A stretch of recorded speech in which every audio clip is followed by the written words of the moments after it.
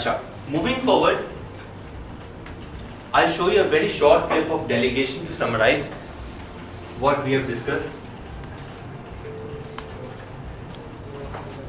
Delegating is a fundamental part of every leader's job, but many managers and supervisors either shy away from delegating, or when they do delegate, they don't do it the right way. So spend some time, just not too much time. Know what I mean? Right. Well, what are some areas you can see us improving? Oh gosh, you know a lot more about that than I do. Just make it look better. But organizations must run on delegation, so it's critical that managers and supervisors have the necessary skills to delegate and get work done through other people. A Leader's Guide to Delegating clearly models the skills and steps that produce effective delegation. And along the way, the video also illustrates the negative consequences that can result from a poor delegation. Dan, have you figured out that damaged shipments problem we talked about? I had somebody look into that, and I don't know what she's doing with it. I guess I should follow up with her. Let's talk about it after the meeting. A Leader's Guide to Delegating outlines 5 steps to take to successfully assign a task. The first step to effective delegation is to analyze the task. The leader should determine the goal, deadline, resources, and deliverables. So to keep costs down, the executive team has decided to outsource our warehouse, and they're relying on me to recommend a vendor. Next, the leader selects a delegatee by identifying the knowledge, skills, and attitude that are needed to carry out the task. Based on what I've seen lately, Chris's analytical skills are really strong.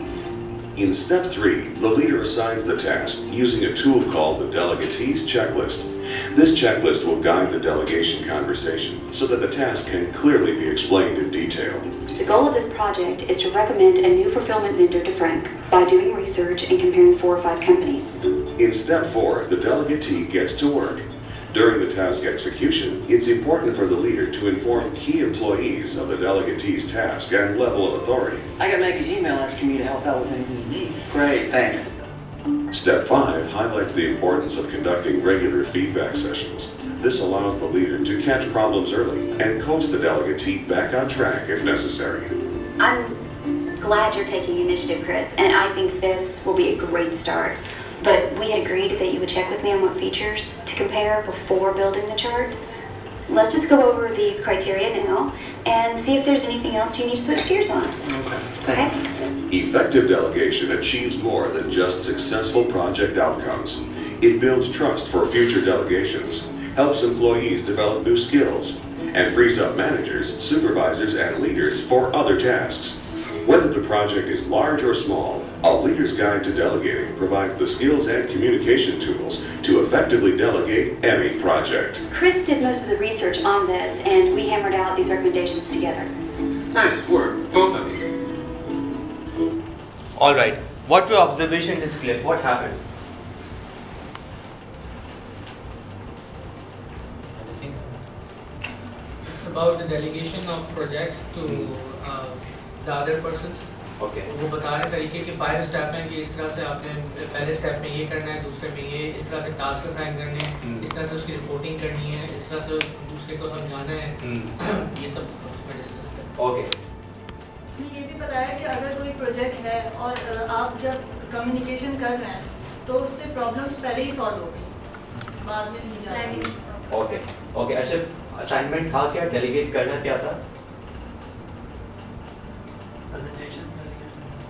एक warehouse vendor जो है find करना था for the warehouse, ठीक है ना?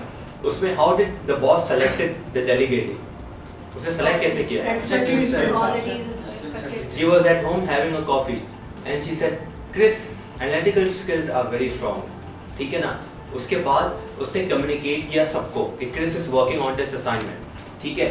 उसके बाद उसने फॉलो अप किया, रेगुलर फॉलो अप, अपडेट किया। At the end हुआ क्या? What happened in the end?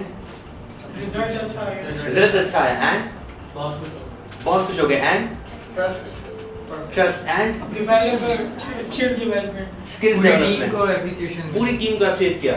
She said one thing, Chris did most of the research. Chris did most of the research and we hammered out the research together. और management ने क्या कहा? Well done, both of you. Now whenever you delegate, mention the person name, highlight the person name, which is very important. It will motivate the people. ठीक है? If you will delegate something and will not highlight the name of the person, what will happen? The person will get demotivated. He will do the task next time as well because he is working, but he will not give it by heart. दिल से काम नहीं करेगा, right? But if you highlight that person name, next time when you give a task to that person, तो क्या होगा? और अच्छा करेगा, ठीक है ना? तो it's very important to highlight, ठीक है जी? अच्छा, अभी हम करेंगे कि हम बहुत briefly takeaways को note करेंगे group wise. Just discuss for 30 seconds or 1 minute the major takeaways जो चीजें हमने discuss की. The takeaways from this fast-paced session. The key learning points and takeaways that we have discussed.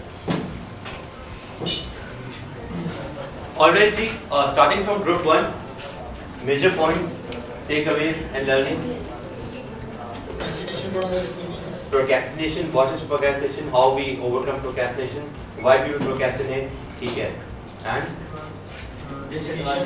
delegation, okay. Multitasking, okay. Alright, group 2. Procrastination क्यों करते हैं लोग, वजह क्या और है क्या, मल्टीटास्किंग के नुकसान, और डेलीगेट लोग फ़ायदा क्या करने का, क्यों नहीं करते और करना चाहिए, किसको करना चाहिए. Okay, alright. Group 3. प्रोक्रेस्टिनेशन है, डेलीगेशन है, मल्टीटास्किंग है, क्यों करनी चाहिए, और मल्टीटास्किंग के डिसएडवांटेजेस हैं. Alright. Group 4. Teamwork, how to build a teamwork, how to communicate within a delegation, proper planning, recognition, the importance of recognition, how the feedback and recognition can be important role, can be play an important role, or regular follow-up, the importance of time management, how to manage delegate. Okay. Alright जी. अच्छा, you all participated very well, ठीक है? And a good clap for every one of you.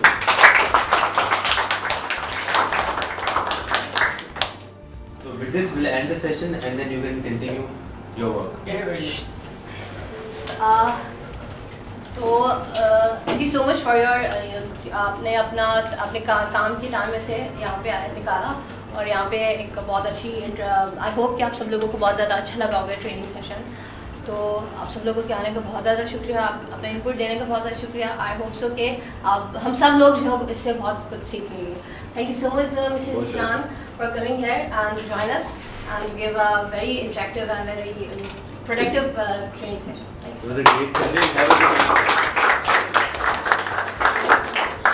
Facebook पे chat windows पे लोग ठक ठक बात कर रहे होते हैं. देखिए, जो चीज़ आपके हाथ में है एटलीस्ट आप उनको कंट्रोल करें. The things which are in your hand. Habit बनाना बहुत गलत है.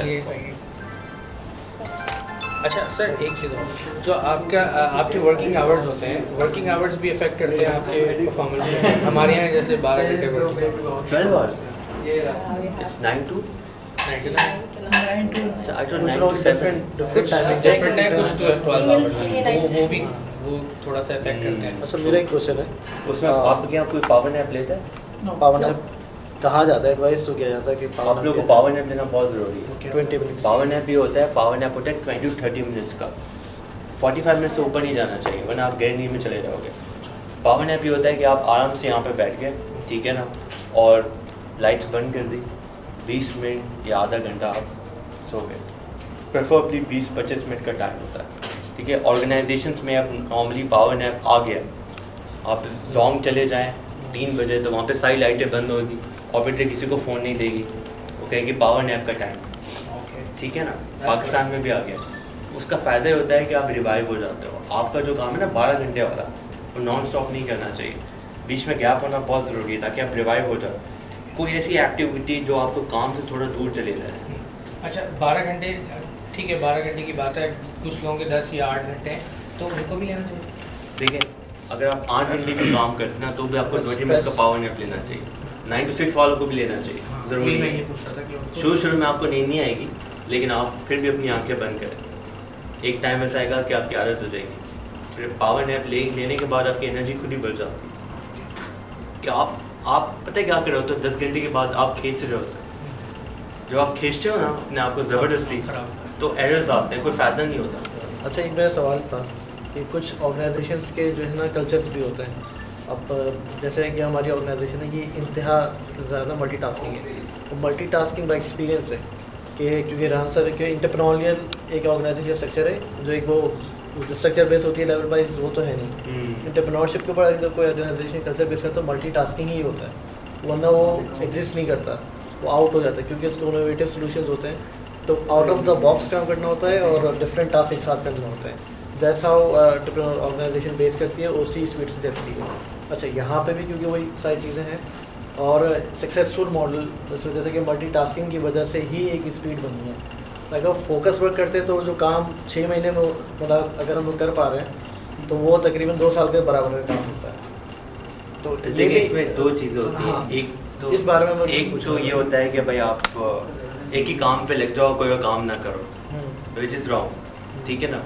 मल्टीटास्किंग, यहाँ पे जो मल्टीटास्किंग नहीं करने का पर्पज़ ये है कि आप दिन में 20 काम करें, 30 काम करें, लेकिन जब आप काम करें इस तरीके से काम करें कि फोकस के साथ एक टास्क को आप कंप्लीट करें।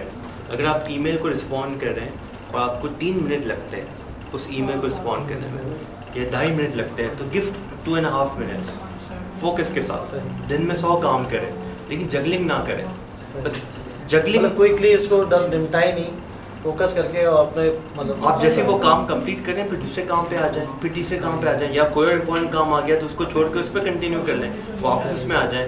लेकिन एक साथ जो है वो बहुत सारी चीज़ें करने की कोशिश करना, जगलिंग वाला पार्ट नहीं होना चाहिए। जगलिंग ये होती है कि आप मूव कर रहे होते हो, उतना एफिशिएंटली आप कर सकते हो, उतना आप लेके लोड लेके काम कर सकते हैं। काम ज़्यादा काम करना तो अच्छी बात है, लेकिन जगलिंग नहीं होनी चाहिए। Nowadays, people are very addicted to social networking. इसका बड़ा अच्छा तरीका है, आप जब भी काम करें फेसबुक लॉग ऑफ कर दें, ठीक है ना। 2 घंटे बाद फेसबुक ऑन करें, 15 मिनट यूज़ करें, ठीक है ना।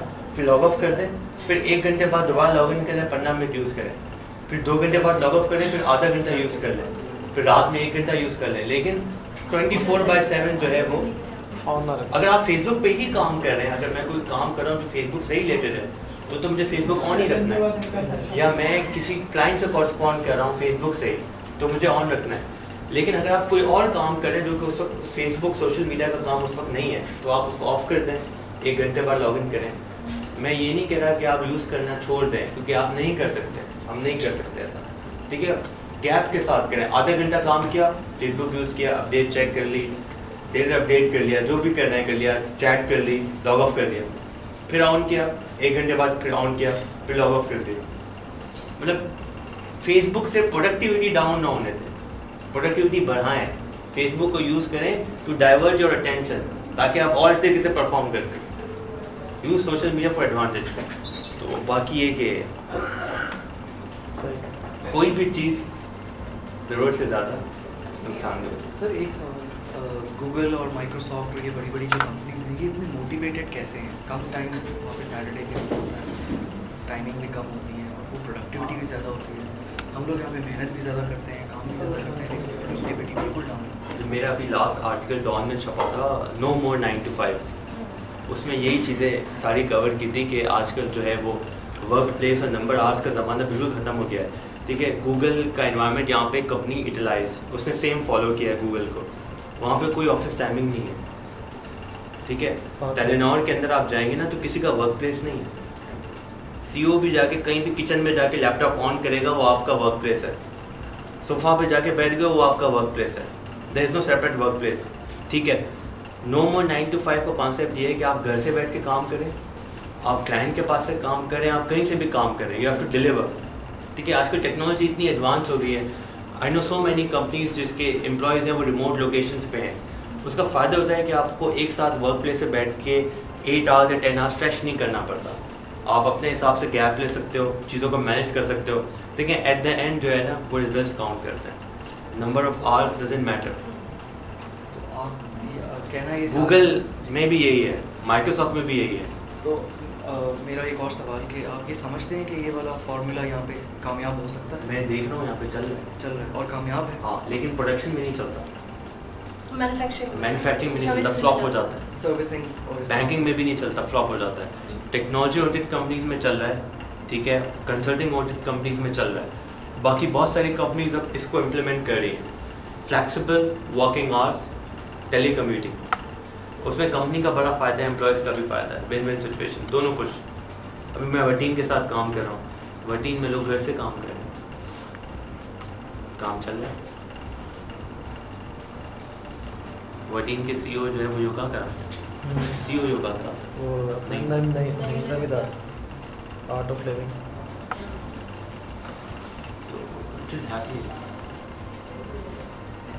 और बाकी आप लोग अगर मैनेजमेंट सेशन दें तो आप लोग फ़ोन इम्प्लीमेंट हो जाएगा। द बेस्ट पार्ट इज़ कि आपकी मैनेजमेंट सब चीज़ों में बड़ी फ्लेक्सिबल है। आपका सेटअप भी ऐसा है कि चीज़ें फ़ोन से आप चेंज कर सकते हैं, पावर नैप या फ्लेक्सिबल वर्किंग आवर्स या कुछ भी। Sir thank you for your time. Thank you so much, sir. Most